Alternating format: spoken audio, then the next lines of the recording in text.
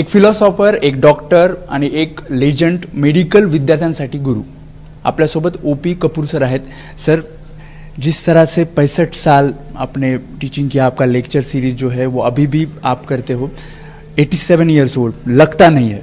किस तरह से ये एनर्जी आती है, किस तरह से ये कब से शुरू हुआ सिलसिला?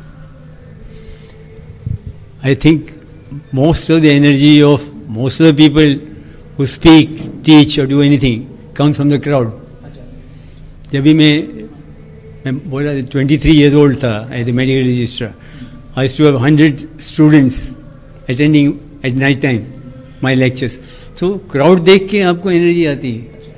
उसके बाद जब भी मैं ऑनरी हो गया, वो मोतली भाई हॉल में 300 स्टूडेंट्स सारी रात बैठते थे, सारी रात 2 इंटरवल.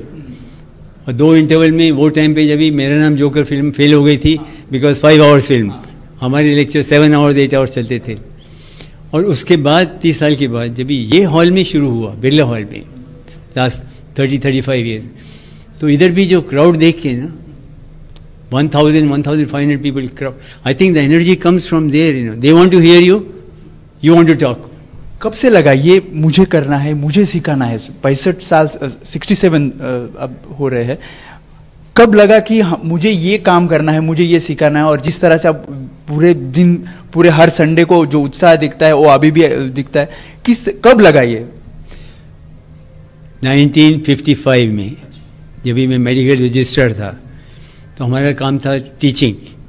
तो वो टाइम जब भी मैं देखता था क्राउड आते थे, दूसरे मेडिकल रजिस्टर्स को क्राउड नहीं जाते थे, तो मुझे लगा कि मेरे में कुछ है जो मैं इनको देता हूँ और जो इनको चाहिए. तो उधर से वो एनर्जी आई और लेक्चर शुरू हुए. और उधर तो 30 साल तो ऐसे फास्ट गुजर गए मेडिकल कॉलेज में, लेक्चर चलते गए. और जब ये हॉल में आया, इधर तो और सारे मेडिकल कॉलेज के स्टूडेंट्स आते थे, डॉक्टर्स आते थे. वो क्राउड देख के एनर्जी आ जाती है, उनका एंथुसियाज्म देख के हमारा एंथुसियाज्म आता है. मेडिकल स्टूडेंट्स के लिए मैराथन लेक्चर, एक लेक्चर करना जरूरी ही पड़ता है. मतलब ओपी के सर का एक लेक्चर तो करना ही है, हर मेडिकल स्टूडेंट्स का रहता है, दूर दूर से लोग आते हैं. ये किस तरह से हुआ? और जब 6 घंटे का लेक्चर रहता है, मैराथन लेक्चर, तो वो इंटरेस्ट क्रिएट करना ये बहुत कम टीचर्स को आता है. बाकी टीचर्स भी देख रहे हैं कि किस तरह से ये इंटरेस्ट क्रिएट होता है, और अब उस तरह के टीचर्स बहुत कम देखने मिलते हैं. इसके तो मल्टीपल कॉजेज हैं. नंबर 1, मैं जो स्टूडेंट्स को पढ़ाता हूँ वो किताबों से नहीं है, वो जो मैं प्रैक्टिस करता हूँ, मैं अपने फॉर्मूला, अपने सीक्रेट्स सिखाता हूँ, मोस्ट इम्पॉर्टेंट. नंबर 2, मैं उनको कॉमन बीमारी बताता हूँ, रेयर बीमारी नहीं सिखाता. नंबर 3, मेरा एटमॉस्फेयर जो है, मैं पेशेंट लाता हूँ, हमारे प्राइवेट प्रैक्टिस से पेशेंट लाता हूँ, पेशेंट दिखाता हूँ स्टेज के ऊपर, एंड दिखाता हूँ क्या गलती उन्होंने डॉक्टरों ने की और क्या करना चाहिए. ये इंटरेस्ट, ऑफ कोर्स लेक्चर 6-7 घंटे के, क्योंकि मैं हर संडे तो 1 घंटे आ नहीं सकता, इसलिए लेक्चर. और मैं देखा कि अगर मैं लेक्चर को इंटरेस्टिंग बनाऊँ और साथ में थोड़ा इंटरेस्ट, जोक्स इधर ये गाने भी आते हैं बीच में थोड़े गाने भी सुनाता हूँ बीच में, सुनते हैं वो लोग. तो मैं देखा है कि स्टूडेंट्स लोग 7 घंटे बैठ सकते हैं.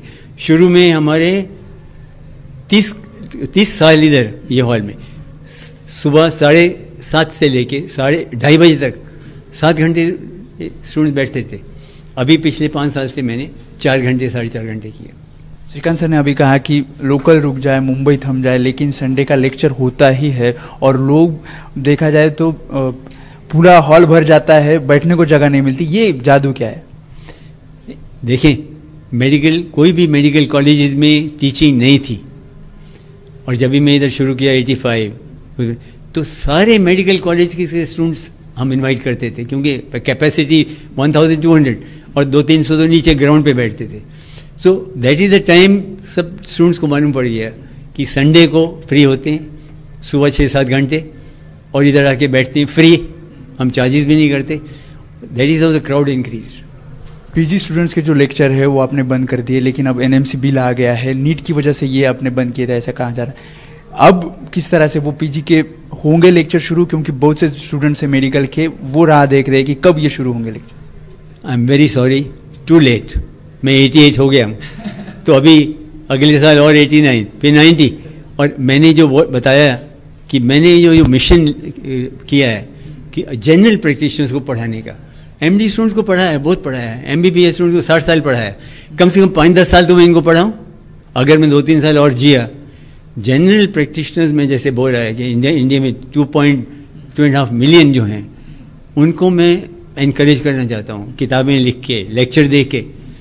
और जब तक मैं करूँगा, जब तक मैं अलाइव हूँ, मैं करूँगा।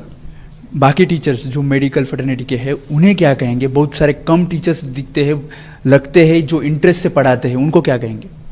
नहीं, आई थिंक बाकी टीचर्स का पोजीशन क्या हो गया आजकल सब लोग स्पेशलिटीज में चले गए, सुपर स्पेशलिटीज। तो जनरल फिजिशियन मेरे जैसा आजकल बहुत थोड़े, और उनको भी फिर टाइम होना चाहिए पढ़ाने का। Most of them are busy practising. क्या लगता है आपको किस तरह से पढ़ाना चाहिए? इतने डेडिकेशन से काम बहुत कम टीचर्स करते, जिस तरह से आपने किया वो नहीं करते। नहीं, जैसे मैं बोला ना, if you want this crowd, और उनको आप अपना एक्सपीरियंस बताएं, किताबों का नहीं, don't quote scientific lectures, you tell them आप कैसे प्रैक्टिस करते हैं, आपके रिजल्ट्स कैसे हैं, give them your secrets. I think that will bring the crowd. धन्यवाद सर, आपने जिस तरह से बातचीत की, खुले चर्चा की। तो ये थे ओपी कपूर सर, ज्यांनी खरं तर सांगितलं की ज्या प्रकारे 65 वर्ष त्यांनी मेडिकलच्या विद्यार्थ्यांना शिकवलं, अगदी इंटरेस्ट देऊन शिकवलं. आज त्यांचं वय 88 वर्ष आहे, मात्र ज्या प्रकारे ते लेक्चर्स घेतात, प्रत्येकांनी शिकावं, प्रत्येकाने आदर्श घ्यावा, असं हे व्यक्तिमत्व. कॅमेरामॅन अनिल पवार सोबत वेदांत ने, एबीपी माझा, मुंबई. एबीपी माझा, उघडा डोळे बघा नीट.